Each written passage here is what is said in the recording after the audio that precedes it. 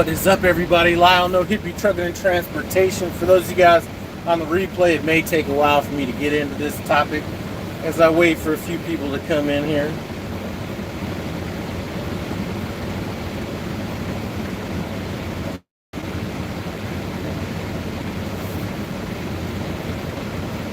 Let me make sure I got my other phone up just in case.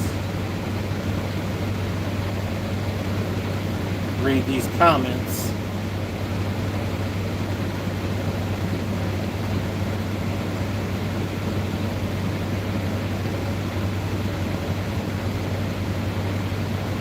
What's up, Redwood Trucker, Dark Army? What is going on?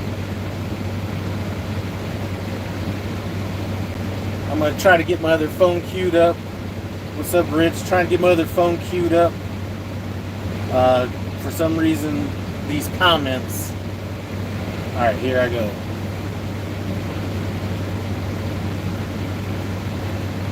All right, just in case the comments stop showing up on my feed. What's up, K Mac? Now, as I get into this, I'm not gonna be replying to comments because I don't want to lose my train of thought on some of this. So,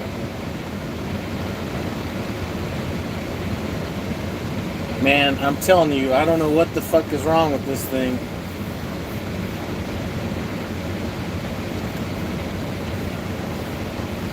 But for those of you guys that are just in here, I happen to be at the Quick Trip with a Q in Lebanon, Tennessee. It's about 4:12 out here, and we got about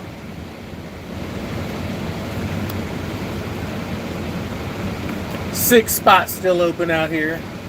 Always like a Quick Trip when I can hit it. Not as good as the Quick Trip with the K, but still better than a Love's and all that, especially if you don't happen to have to wash your ass that day. South Dakota, definitely not.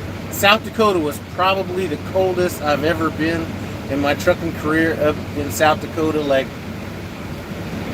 4 years ago. I think that shit was like minus 38 or something, 36, something stupid. I didn't even pretend to try to do a pre-trip that day. I turned that shit on and just waited for that shit to come up to temp and rolled the fuck out. As a matter of fact, you know what? I think I was stupid enough to try, but my deer guard was frozen.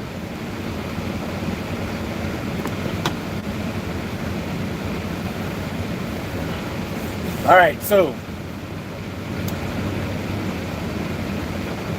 yeah, I'm getting routed to go home, so that's a good thing. So I'm about to stop really replying to comments here and everything while I talk about this. Now, the reason I'm getting into this is I've had people asking me out of curiosity. I've had people ask me that are thinking about doing the same thing. And then I have people that I talk to that actually are in the same situation. Let me turn off this truck now that I got it cool in here. All right, so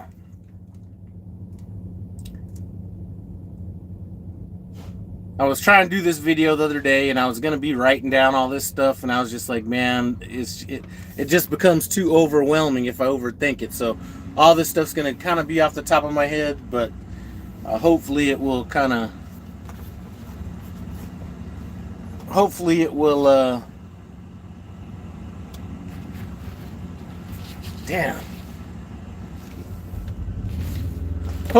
answer any questions for people that are thinking about doing it.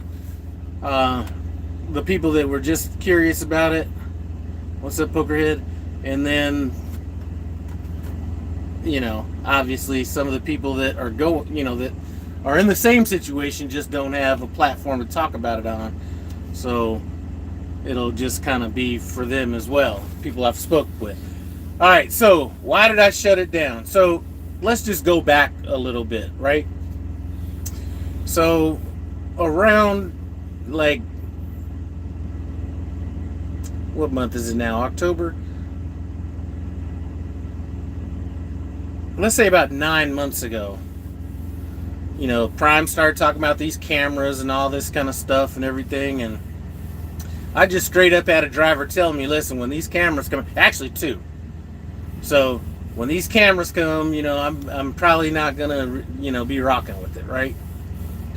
So that was kind of like the first shots fired. Now, one thing I hate doing is going and, trying to find more people and all that kind of stuff. But I knew that wasn't really coming for a while, so I didn't really worry about it all that much. Now, that really didn't play that big of a part, but it did a little bit.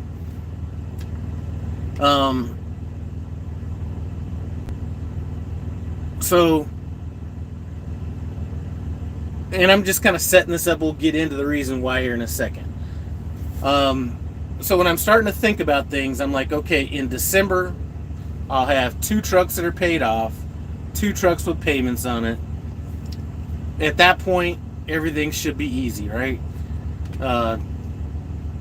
2 trucks bringing in basically, not 100% profit, but you know what I mean? Like, basically, every week, you're going to profit an extra almost $3,000 just by not having payments alone. So I'd kind of toss that around. Then I was like tossing around, like just getting rid of one and then just doing a 2 truck paid off thing and then just running one with payments. And then I had a chance to reflect on what I was actually trying to accomplish in this business and what my timeline is. Had I been younger, if I was like in my 30s, I really may have looked at a long-term view on it and been like, you know what? Look 2 years out or however long out and been like, But then when I start thinking about it, I think one of the, and this isn't a major reason why, but I think one of the things that really woke me up was when I had a driver that had a question about a load, got the answer from a fleet manager, night dispatch, and ended up dropping off a load at the McDonough yard, which he was informed to do.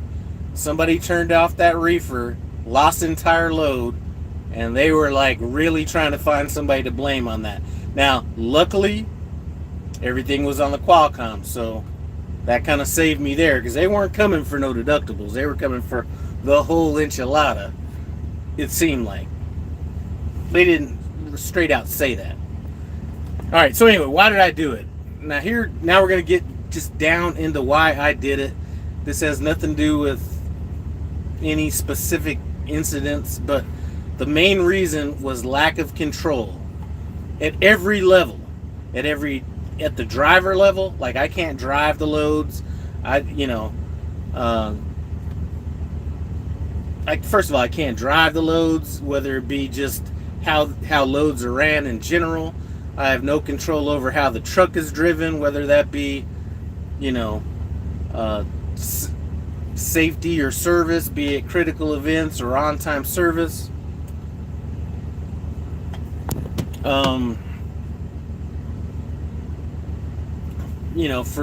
For the most part, when people are going to take home time, where people are parking, how much fuel is getting used on just driving around, doing whatever, or idling trucks, or net fuel costs, any of that stuff. So I had zero control over that. You know what I mean? So on that level, that was really frustrating.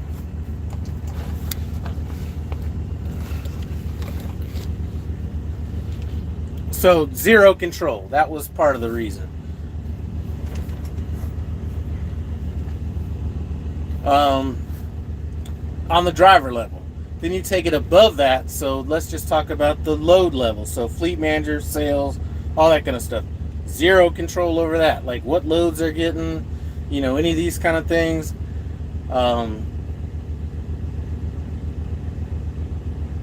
Which, generally speaking, the way I was always running things was I don't really think about it.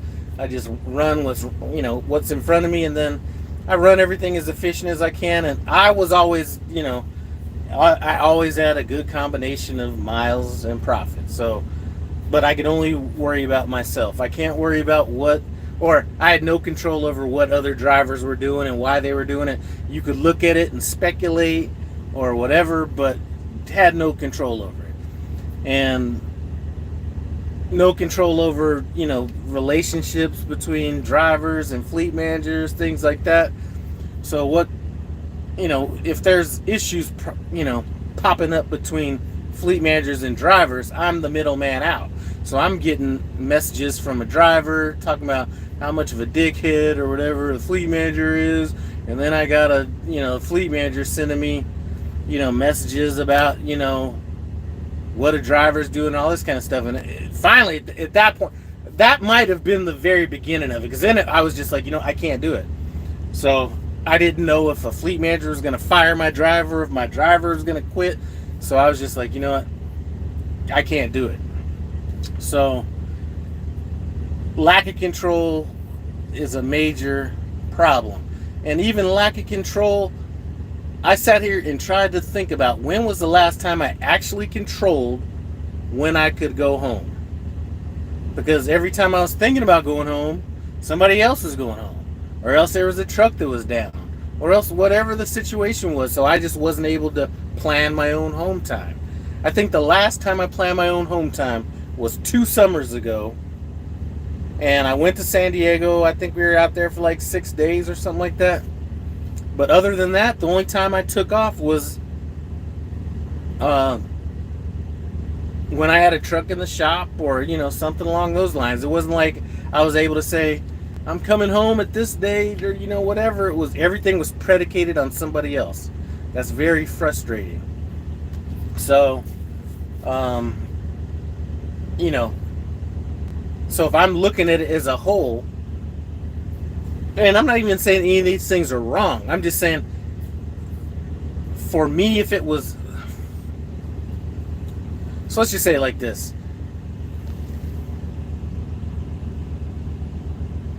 I've had drivers take off time because pets, marriages, funerals, like any number of different things that you could pop up. Reasons why people took time off. And I'm not saying that all those reasons are reasons not to take time off. But if you combine that with the fact that I'm not able to do... Like, this was another wake-up call. For some reason, I was home over Thanksgiving last year. I think I had a truck in the shop getting some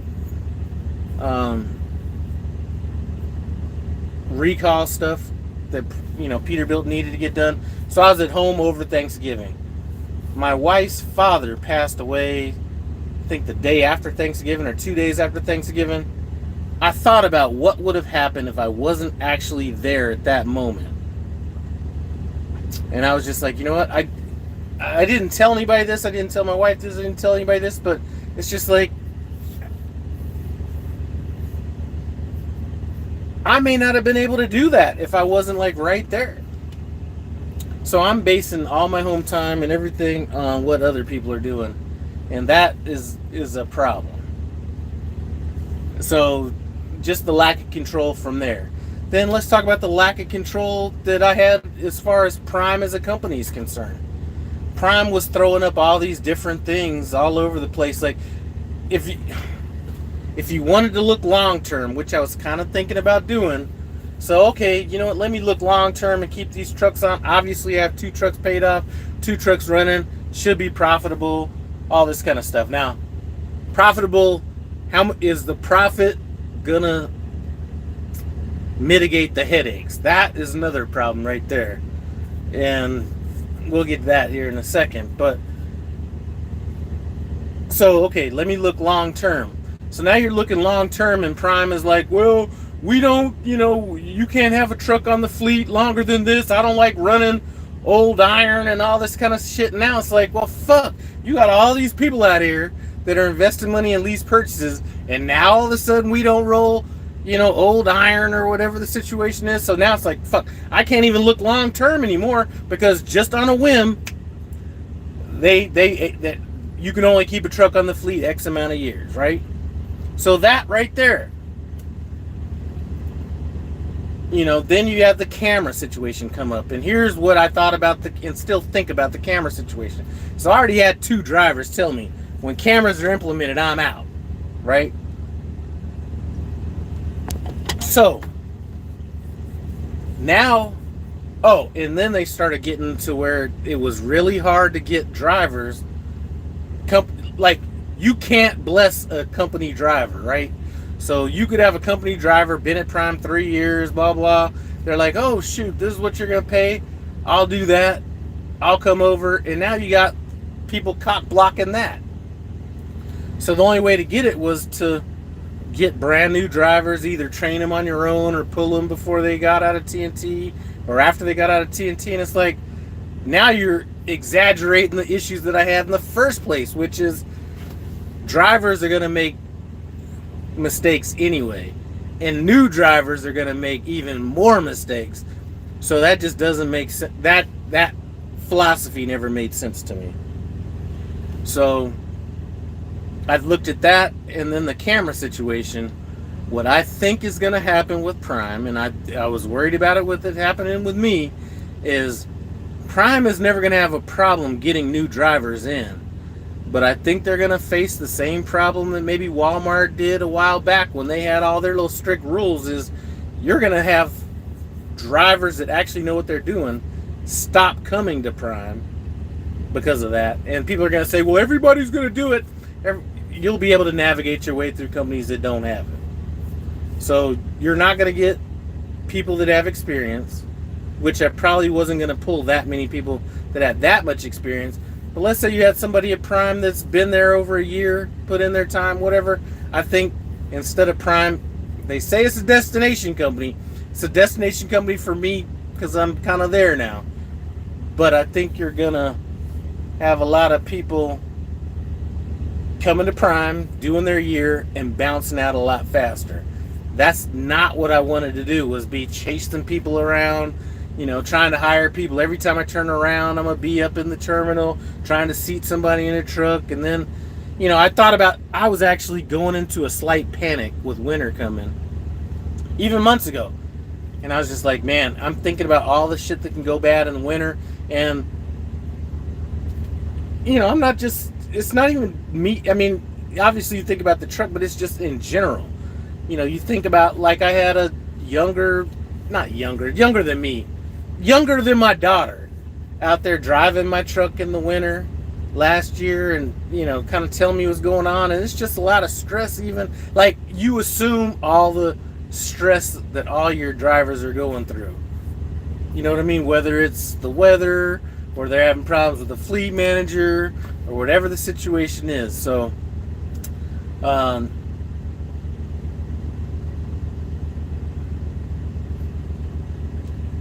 though that's just one of those things where I could just look at it and be like, you know what, I can just wake up, whatever happens, it's on me. If I go out and fucking flip the truck, you know what, it's 100% on me. And this isn't, obviously everybody's done dumb shit. I've done dumb shit that I should have been on bonehead truckers for, whatever. Or just went out and just, sometimes you just got to thug it out. Get out of situations, you know what I mean? But this here isn't, this isn't specifically talking about my drivers that it drove for me, but it does kind of still touch on that. Is when I make a mistake, and let's say that mistake cost me money, I'm more apt to learn from that mistake. As they say, lessons not learned in blood are soon forgotten. So if I'm looking at getting new drivers and those kind of things that might make those mistakes, and I'm like, you know what? If a driver hits another truck at a truck stop, they may not be feeling that as much as I'm feeling it, even as a bystander that's states away, because I'm actually paying for that mistake. So I reevaluated what my goals really were in this industry. And it wasn't necessarily to make a bunch of money. You know? I'd like to think that with my spending habits and lack of credit, or lack of things on credit, that I really don't have to make that much money to do what I need to do, to keep setting money aside. You know, at this point, not necessarily, I'm almost just spinning my wheels. I'm just spinning my wheels trying to get to like the end goal. I don't need, I'm past the building stage. I mean, I still want to build, but I'm beyond that point where I'm really like I'm just trying to maintain. And to me at this point, less stress means more to me than more money. Not that there's not going to be any money, because like I said, this truck will be paid off in a few more months, or I forget how many weeks. December sometime. I'm thankful for the guy that bought my 2021 truck from me. It was a good deal for him. It was a good deal for me. So that loosened up a lot of stuff right there.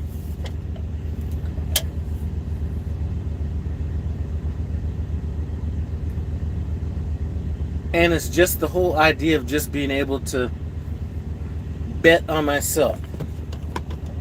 And I don't know, you know, I talked to a bunch of people that were thinking about buying trucks, and, you know, or they've already had, they have a truck that's about to be paid off, and they were thinking about, okay, well, now this truck is paid off, you know, let me get somebody else in the truck. And I'm just saying, you better think about that very deep before you do it. Now, it'd be different if it was like I went into it with a team, and I mean a team of like me and one other person, and we were like equal, and we had 2 maybe paid off trucks, and we did it like that. But it's not like, trust me, it's just not as easy as saying, Lyle, because I've had my boy that bought my truck, and I'm not telling him not to do it, but it's not as easy as saying, like, the philosophy that I had was, well, if I make this much money a week, you know, if I do that, and I have a track record of doing that, and I subtract out my expenses and subtract out what I'm paying, then I should be making some money, right? You cannot look at it like that. If you happen to be thinking about going that route, it's not that simple. It's not that simple as replicating yourself and what you've been doing over the number of trucks you have. It just is not that way. You know, things double up on you so fast. So if you have a truck that's down, now you're paying downtime pay, you're paying the truck payment if you have a truck payment, and you're paying a hotel bill. That shit adds up super fast right there. You know what I mean?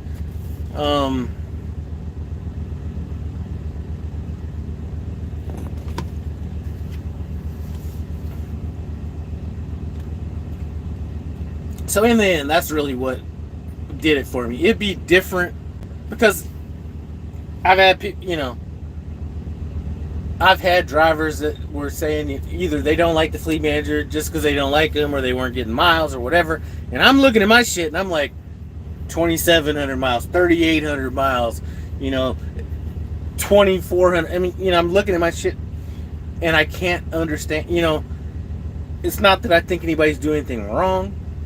I just can't see why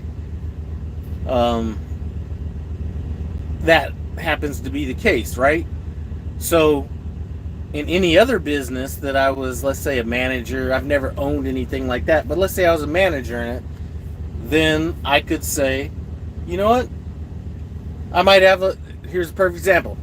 A loan officer that's in our Phoenix office is saying, I'm doing everything that you're asking, or that they say, you know, and I'm just not getting any deals. All right, let me fly out to Phoenix, and we'll sit down, and we'll go over each different platform that you plan on getting business from, and I'll tell you if it's just bad luck. Sometimes that's what it is, or whatever. I can't do this in this business. I can't go out with my truck driver like I would with my loan officer and be like, you know what, let's go out for the day and go meet some realtors or some insurance agents or whoever this might be. I can't be like, you know what, let's go run this load. Are you running out your clock? Are you doing this? You doing that? You know, do you think that doing a good job is just getting the load there on time and you not running it correctly or a more efficient ways? Like, I can't see that shit. So really just put me in a bad position of not knowing what's going on without any control over how to change what's going on. So that's kind of the reason that I ended up doing it. And it really, like, to be honest with you, it really made me a bad person in regards to that. Being amped up and that stressful 100% of the time made me somebody that I really wasn't, which was another reason why.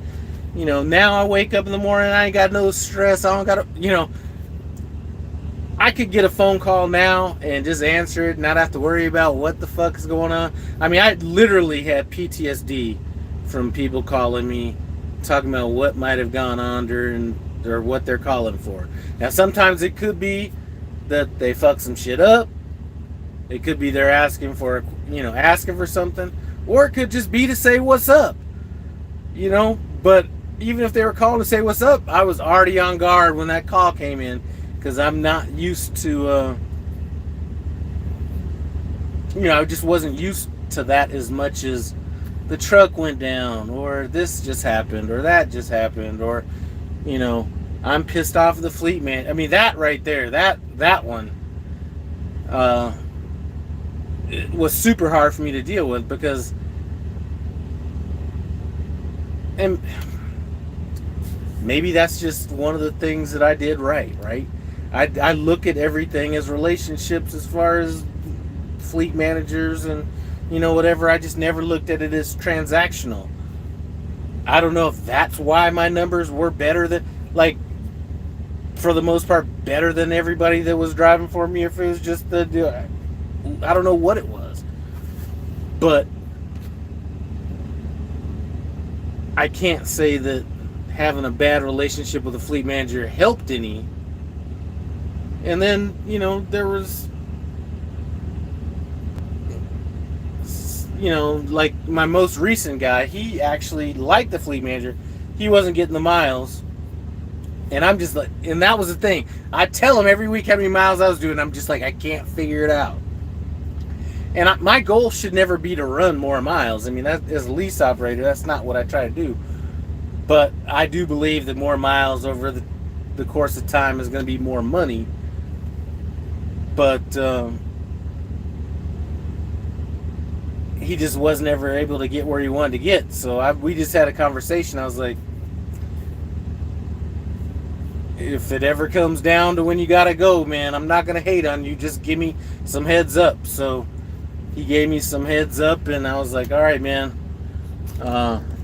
It's actually a blessing in disguise. All right, now I can start getting a little bit to these comments. But the camera situation, I'm telling you, if you are planning on starting a fleet,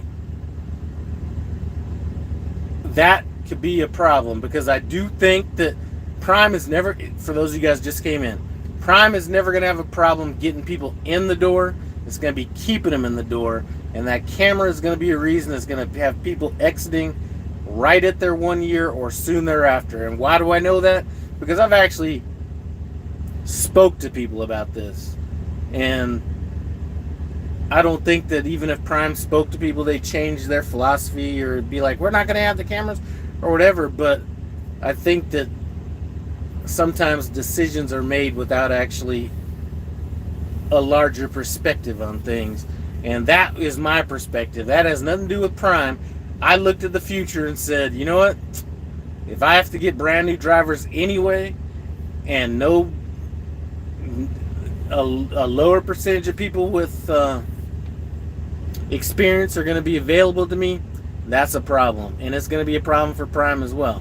So that was another reason why I decided to not put myself through that.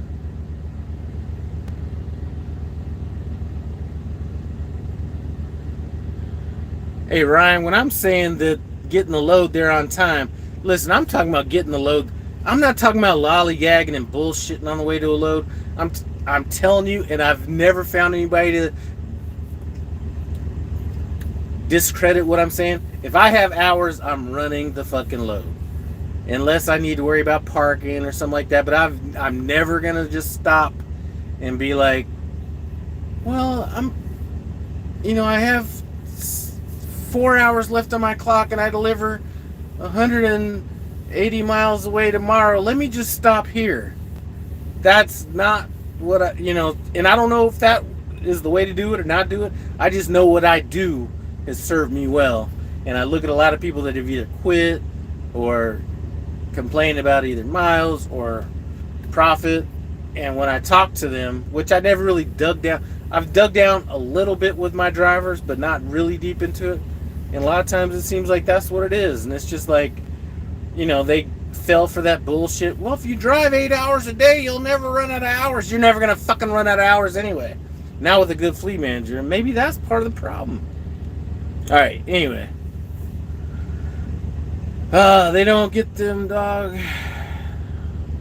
All right, let me start trying to catch up. Take your paid truck and put it with... I am not trying to be with Landstar, JB Hunt. I'd rather just shut the entire shit down, to be honest with you. I've already went through all that in my head. I'm trying to figure out all that kind of stuff.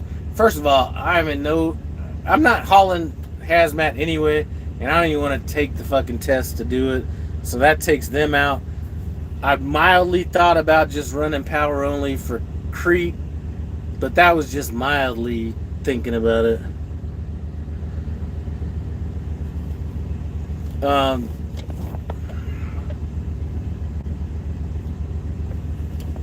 But there's just so many. Here's the thing. The beauty of all this is I did have a chance to really evaluate Prime. For a long time I was evaluating Prime on a bunch of different stuff, which I still think is more important, or very important. But when it comes down to just some of the headaches that are minimized and all that kind of stuff, those are the... Like, I look at some of the other places and just the headaches. Is Landstar still paying everybody on their comm data cards? That is the most ghetto shit ever. If you can't deposit money into my bank account, that's a no-go right there. I ain't doing no... Like, that is some ghetto shit. Even when they mentioned that at Prime at first, I was like, that's fucking ghetto. Like, your first check had to go on there or something. I don't do that. So, I mean, there's a whole bunch of good reasons to stay with Prime. Like I said, it's not the same reasons. I can't look at Prime and say, I'm at Prime because of the way I feel. Like, I don't have that hippie shit in me right now. I'm not like, well, every time I go to the terminal, it feels like we're family. Or... every time I'm driving down the road, I wave at people and they wave back. Or, any of that shit. I mean, really, it has helped me narrow my focus down to where, I focus my energy and effort on what needs to be focused on, but definitely don't worry about, like, Prime as a whole, because I don't think that they really are too worried about our feelings at this point.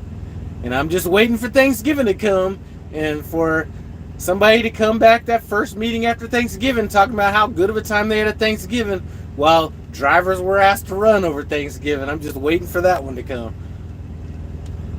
But sometimes you can just be disrespectful without even knowing you're disrespectful. So, anyway, that pretty much sums that shit up.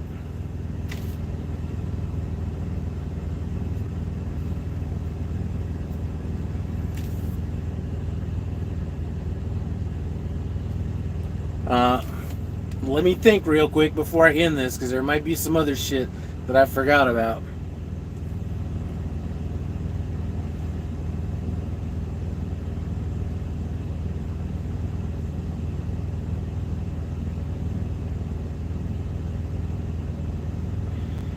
I think, and I think that another thing which I spoke about before was talking to people that had additional trucks on at Prime that were telling me some of their stories. And some of those stories were getting them tow bills for trucks that were parked in random places. And, you know, a tow bill, I'm not talking about a tow bill like your truck breaks down. Like you parked in a bad place, somebody had to tow you, and them bills are coming out $6,000, $7,000, $9,000, shit like that.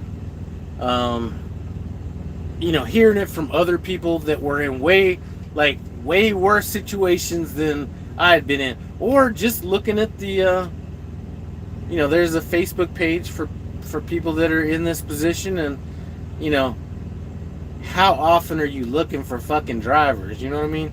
Like, every time you go see the driver, that truck's not making money for however long that is, and then you're not making money because you're there handling it.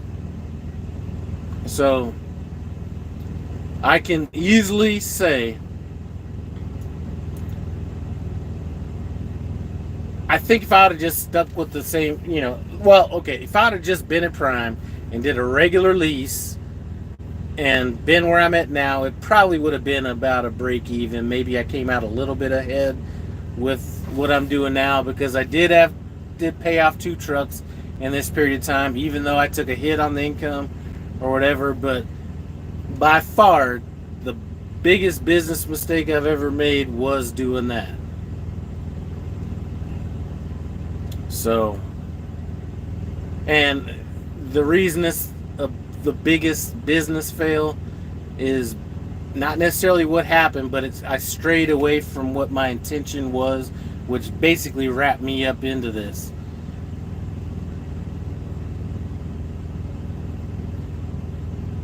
If that makes sense.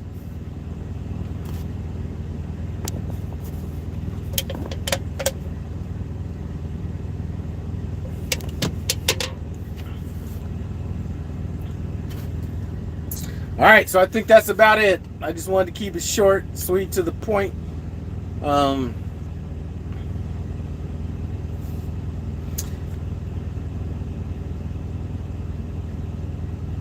What's up, 412? Hey, you been watching my boy over there talking about Super Wego?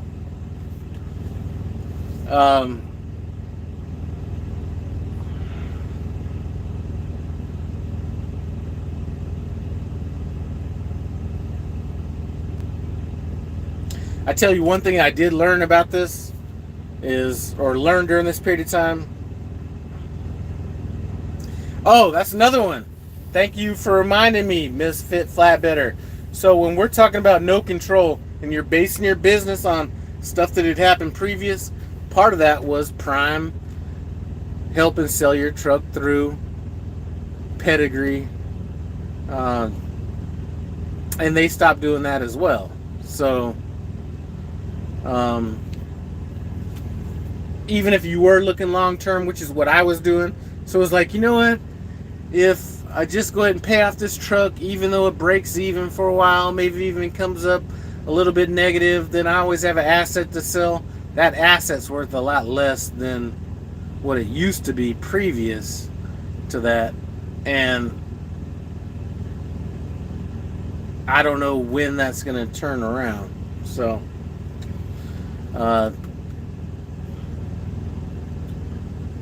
that's another thing. What's up, D's Nuts? Anyway, I'm about to get off here. I have been super tired. Let me see. He was going off on some rant, and bro was talking like he had a mouthful of nuts. I think he said that, I didn't know if he was serious or not, but some people from Super Ego jumped him or something. What's up, Steve Cherry? So anyway, I'm about to get off of here. I'm picking up a load. This right here is not going to be a great week. I had to stop in the terminal, spend some money there. Even without the money that I spent at the terminal. Let's take a look. Because this is really a bad week. So this week is going to be 12, 16, 26, 27, 29, 30, 31, 32, 33.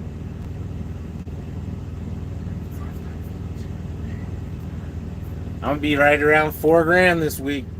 So that's gonna be a very bad week. Now, part of the reason was I did have to stop in the terminal, which did break up some momentum, and then I have to go home. So now my loads are gonna be based on proximity rather than profit. So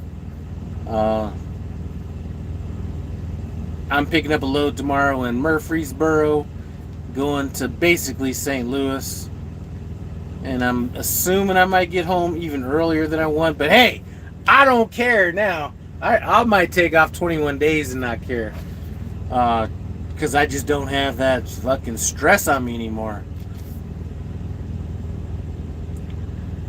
Slowpoke, I think I got a little bit of dough.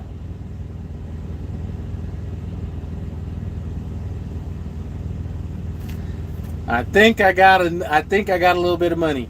And the thing about it, that was one thing that was stressing me out, was I'm looking at everything, and there's like, I'm not saying, I was about to want to dip into some money that I hadn't dipped into in a long time, and I pulled right out of it just in time, you know what I mean? And so I have money to do what I want to do. It's just a matter of me not wanting to use the money that I got. But hey, like I said, not being able to go home when I wanted to go home. Like I said, it's almost been 2 years when I've been able to be like, I'm coming home this date. Or I'm leaving the house, tell my wife, all right, I plan on being home sometime between here and here. I haven't been able to do that shit for 2 years.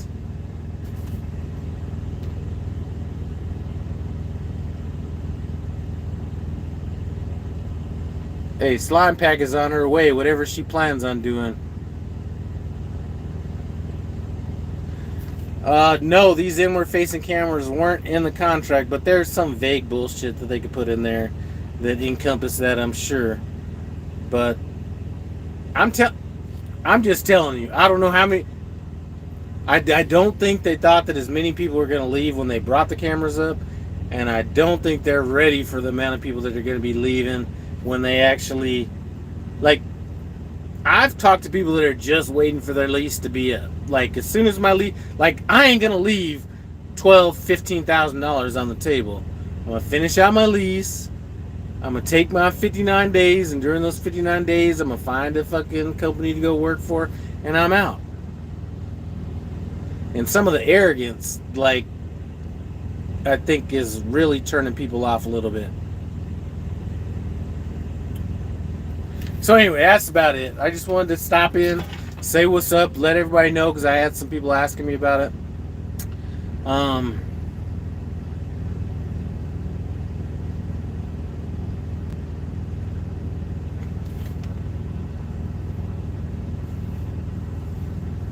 That's it.